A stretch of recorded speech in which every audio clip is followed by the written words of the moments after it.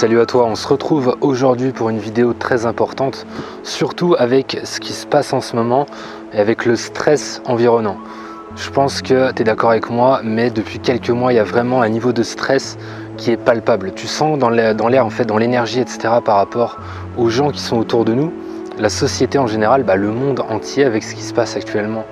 Avec le coronavirus, il y a vraiment du stress qui se ressent de plus en plus. La peur que le virus progresse, la peur que tes proches soient atteints du virus, le stress de rester confiné pendant encore on ne sait combien de temps avec l'alternance entre le confinement et le déconfinement, la peur que le chômage progresse, etc., etc. Et justement, cette vidéo va porter sur la méditation et son lien avec le stress. Pourquoi ça peut être intéressant de faire de la méditation en temps normal et particulièrement maintenant avec ce qui se passe. Juste avant de démarrer, je te propose de rejoindre tout de suite les mails privés que j'envoie à ma newsletter. Donc il y a vraiment des mails, des méthodes en fait, des astuces, des conseils que je partage pas ici sur tout ce qui est stress, tout ce qui va être aussi méditation, gestion des émotions, gestion des pensées, etc.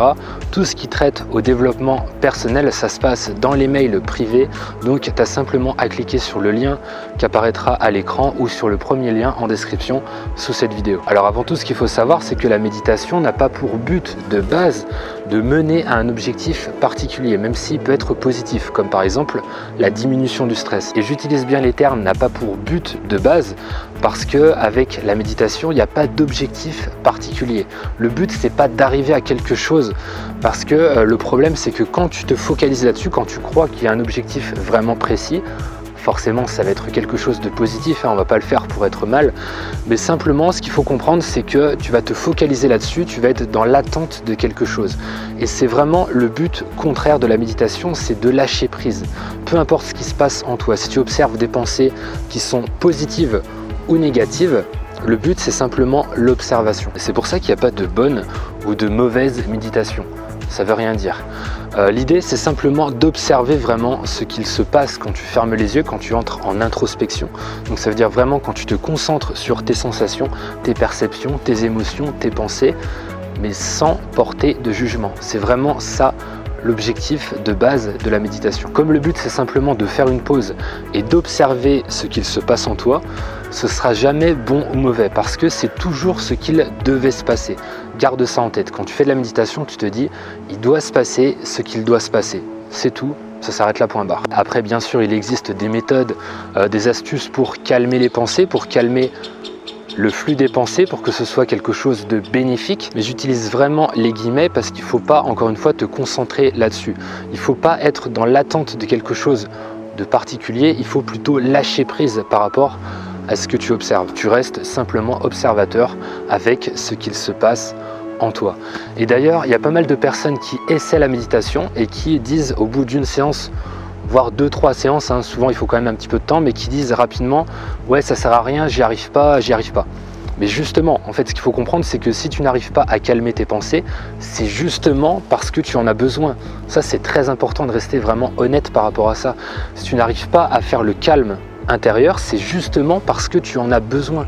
C'est comme les gens qui essaient le jeûne intermittent, donc c'est-à-dire par exemple ne pas manger de petit déjeuner, qui vont tester ça sur quelques jours et qui vont dire au bout de quelques jours, qui vont dire ouais, j'y arrive pas, j'ai les gargouillis dans le ventre le matin, je me sens pas bien, je me sens faible, j'ai limite une hypoglycémie.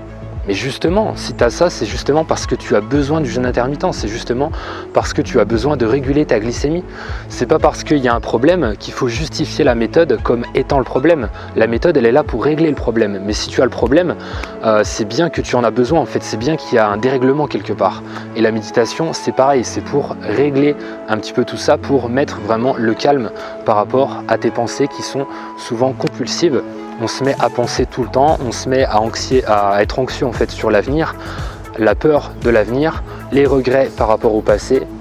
Et voilà, c'est quelque chose qui doit être pris en compte. Reste honnête par rapport à tout ça. Si tu n'arrives pas à diminuer le flux de tes pensées, c'est que ça se fera la prochaine fois, ou alors celle d'après, ou celle d'encore après. Mais c'est pas en te disant je dois y arriver forcément la première fois. Non, ça fonctionne pas comme ça. Ça peut prendre, je sais pas, peut-être une semaine, peut-être même un mois, ça dépend de toi en fait, c'est quelque chose de personnel. Il n'y a pas de durée précise selon laquelle tu verras des effets bénéfiques. Ça dépend vraiment de toi, ça dépend de ton anxiété, ça dépend de ton mode de vie, ça dépend d'énormément de facteurs. Dans cette vidéo, je ne vais pas te montrer des techniques, etc. C'est pas le but, mais simplement te partager 2 études qui ont été réalisées, qui sont intéressantes pour permettre de comprendre à quel point la méditation va impacter positivement le stress, va te permettre de diminuer le stress. Et on va démarrer très simplement avec une première étude qui nous dit qu'une journée de méditation permettrait de modifier positivement l'épigénome humain, c'est-à-dire l'état de tes cellules qui sont reliées au stress. On a pris 2 groupes de personnes, un groupe de 17 personnes qui méditent chaque jour depuis plus de 3 ans et un autre groupe de 17 personnes qui ne méditent jamais. Les personnes du premier groupe ont médité pendant 8 heures d'affilée, tandis que les personnes du deuxième groupe ont réalisé leurs activités de loisirs quotidiennes. Donc ça veut dire du sport, ça peut être n'importe quoi, hein, je sais pas, du shopping, etc., etc. Il a alors été observé que les membres du premier groupe, ceux qui méditent, ont pu créer 60 sites de méthylation, qui sont des processus métaboliques interférant positivement avec le système immunitaire, et donc le stress ainsi que la prévention des maladies. Alors c'est pas énorme, 17 personnes, et puis en plus de ça, c'est un petit peu dommage parce qu'ils auraient pu faire en sorte de prendre un groupe de novices et regarder ce qui se passe après une séance de méditation. Mais ça reste quand même intéressant parce qu'il y a des mesures qui ont été réalisées et on a pu voir vraiment des changements significatifs après une séance de méditation. Alors, est-ce qu'il faut méditer déjà depuis 2-3 ans pour voir des résultats? Je pense pas à ce point-là, mais en tout cas, forcément, bien sûr, la pratique va permettre des changements plus importants avec le temps. Et c'est des résultats qui tendent à confirmer l'intérêt majeur de la méditation dans tout ce qui est régulation du stress et système immunitaire. Une autre étude a été réalisée sur 35 personnes en recherche d'emploi. Donc là, on est clairement dans ce qui se passe en ce moment, hein. Je pense que la recherche d'emploi, c'est quelque chose qui va devenir de plus en plus important dans les mois à venir. Donc, je pense que c'est vraiment intéressant. Dans cette étude, on a voulu mesurer l'impact de la méditation de pleine conscience sur le cerveau. Alors, qu'est-ce que la méditation de pleine conscience? C'est une forme de méditation qui consiste à porter une attention à ses sensations, ses perceptions, etc. corporelles sans leur porter de jugement. Ces sensations, ces pensées aussi, ces émotions, sans leur porter de jugement. Je t'en avais parlé un petit peu tout à l'heure, mais là c'est vraiment la méthode en elle-même. Donc c'est vraiment observer ce qui se passe en toi sans porter aucun jugement. Ce qu'il est très important de comprendre, c'est que l'énergie se dirige là où tu portes ton attention.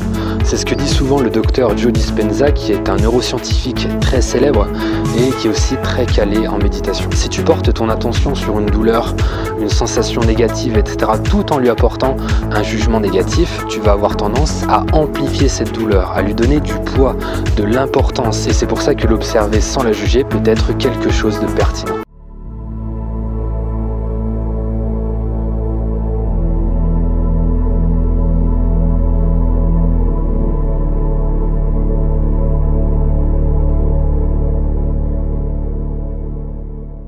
Donc pour en revenir à cette étude, on a 35 personnes en recherche d'emploi avec un niveau de stress qui est élevé.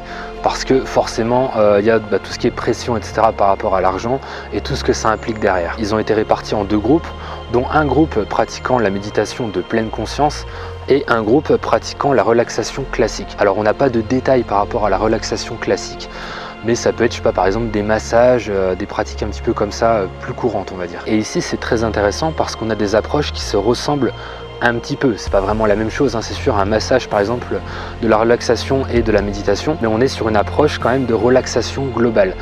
Alors que dans la première étude, on avait d'un côté des personnes qui faisaient de la méditation et de l'autre des activités de loisirs. Donc ça peut être vraiment tout et n'importe quoi. Le programme a duré 4 mois et on a prélevé des échantillons sanguins pour mesurer l'interleukine 6 qui est un biomarqueur de l'inflammation liée au stress. Ils ont également réalisé un scanner du cerveau au repos avant et après le programme de 4 mois. Et on a pu observer une augmentation de la connectivité entre les neurones et une réduction de leur taux d'interleukine 6 pour les personnes ayant réalisé la méditation de pleine conscience. Ok, donc maintenant, à quoi ça va nous servir tout ça?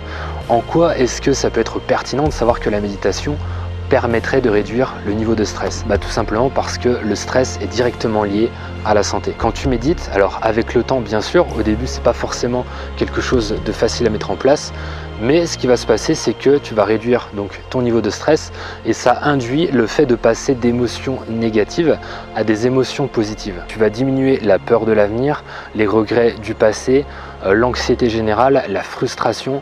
tout ce qui est négatif pour te diriger vers la compassion, vers l'amour universel un petit peu quelque part, vers l'empathie. Ce changement d'émotion va envoyer un signal chimique à ton ADN, ce qui va permettre aux gènes responsables de la croissance et de la régénération de s'activer, tout en désactivant les gènes responsables de l'inflammation et des maladies. Cette modification génétique va entraîner la création de nouvelles protéines saines et va donner l'instruction au corps de se diriger vers la santé, vers la guérison, vers le renforcement du système immunitaire. En résumé, tu as le pouvoir de créer de la santé avec ta pensée. Ça peut te paraître complètement dingue, moi j'y croyais pas au début, mais c'est la réalité parce que tes pensées sont reliées aux émotions et les émotions ont un impact direct, c'est prouvé, sur tout ce qui se passe sur le plan cellulaire à l'intérieur de ton corps. C'est pour cette raison que la méditation est une arme puissante si tu veux préserver ta santé ou la booster, parce que tu passes d'émotions négatives à des émotions positives et ces émotions positives ont un impact positif sur le plan cellulaire, sur le plan de l'ADN. Et c'est quelque chose qui est particulièrement pertinent maintenant en cette période parce que tu peux pas sortir de chez toi. Et la méditation, tu as besoin de quoi? De rien. Tu t'assois tout simplement et tu observes ce qui se passe en toi. Tu n'as pas besoin de sortir, tu n'as pas besoin d'aller courir, c'est vraiment quelque chose. Bon, après, il y a des méthodes par exemple comme la méditation où tu vas marcher dans la nature. Mais voilà, tu peux le faire vraiment en étant assis, c'est vraiment la méthode de base. Tu restes assis et tu observes tes pensées. Donc c'est parfait pendant le confinement. Alors tu as sûrement déjà entendu dire qu'on est composé de matière et d'énergie. Et ce qui se passe avec la méditation, c'est qu'on se concentre sur le plan énergétique. Le plan de la matière, c'est ce qui peut nous amener à être relié au stress, avec tous les signaux qui sont reliés à nos sens. La vue par exemple d'un prédateur, c'est la matière qui interagit avec la matière. Il y a aussi un aspect énergétique, mais du coup au niveau de la matière, tu vois avec tes sens quelque chose et tu vas enclencher du stress en toi. Donc tout ce qui est fait, on va dire, de matière peut occasionner du stress. Pas forcément, bien sûr, hein, c'est pas ce que je veux dire par là, mais simplement c'est ce qui peut amener du stress. La méditation te permet de te concentrer sur l'aspect énergétique. Parce que par exemple, les pensées, les émotions, tu vas pas me dire que c'est de la matière, c'est pas de la matière, c'est de l'énergie. Et ça, cette énergie, elle peut être utilisée de façon positive. Les pensées, les émotions, ça peut t'amener du stress bien sûr, mais si tu apprends à les observer, donc si tu te concentres positivement sur l'aspect énergétique comme ça, tu peux petit à petit diminuer ton niveau de stress. Voilà, j'espère que cette vidéo a pu t'aider à comprendre à quel point la méditation peut être vraiment pertinente, intéressante pour diminuer ton niveau de stress, booster ta santé et vraiment aller vers le positif. Alors ce serait facile de se dire ouais mais c'est trop tard, ça sert à rien, je dois conserver tout mon temps libre pour faire des choix qui sont stratégiques parce que la période elle est compliquée, etc. etc. Je suis entièrement d'accord avec toi, hein. Si déjà tu regardes pas la télé, si tu fais des choses qui sont un peu plus intéressantes et qui te permettent de t'élever sur tous les plans de ta vie, je comprends ce que tu veux dire par là. Mais simplement dégager 10 minutes par jour pour la méditation, c'est quand même quelque chose de pertinent. Pourquoi? Parce que tu vas calmer tes pensées, donc ça veut dire que tu vas conserver de l'énergie dans le reste en fait de la journée. Donc 10 minutes de méditation, tout le reste de ta journée, il y aura des impacts positifs au niveau de tes pensées, au niveau de tes émotions. Et du coup, ce qui va se passer, c'est que tu vas faire des choix plus stratégiques parce que tu seras moins dominé par la peur, mais plus dominé par des émotions positives. Donc tu vas tenter des choses que tu n'aurais peut-être pas tenté avant, tu vas avoir plus confiance en toi et ça, ça se répercute positivement sur tous les aspects de ta vie. Autant sur le plan social, sur le plan financier, etc. etc. Donc après, c'est un cercle vertueux qui se met en place. N'oublie pas que tu es ce que tu penses. Et c'est pas pour rien que des milliers de sportifs, d'entrepreneurs, de businessmen, d'hommes d'affaires, de ce que tu veux, de gens en fait influents sur cette planète font de la méditation. Même des sportifs, c'est pas un truc réservé aux gens qui sont sur leur montagne, etc. comme ça au Tibet. Il y a plein de gens dans la vie de tous les jours, en fait, tout simplement, qui méditent. Ces personnes réussissent et font de la méditation. Je pense qu'il y a quand même quelque chose à creuser. C'est pas quelque chose de dingue, c'est simplement de l'observation interne. Tu n'es pas obligé de mettre des choses qui font un peu folles, etc. en faisant de la méditation. Tu n'es pas obligé de mettre des musiques qui viennent de je sais pas d'où. Tu peux tout simplement rester assis, comme ça, mettre une musique simplement sans parole, c'est un petit peu mieux. Une musique qui est quand même plutôt apaisante, ça suffit, ça te permet d'entrer dans un état méditatif. Pour aller plus loin, je te retrouve dès maintenant dans les mails privés. Je te remets, donc je t'ai dit le lien, le premier lien en description sous cette vidéo, avec aussi la vignette qui va apparaître à l'écran. Et en même temps, tu auras accès au guide gratuit Objectif Zen et Heureux afin que tu diminues petit à petit ton niveau de stress, que tu gères de mieux en mieux tes émotions, Vraiment, tout ce qui est développement personnel global, ça se passe dans cette newsletter avec les mails privés. Entraîne-toi avec le cœur, mange avec le cœur et pense avec le cœur.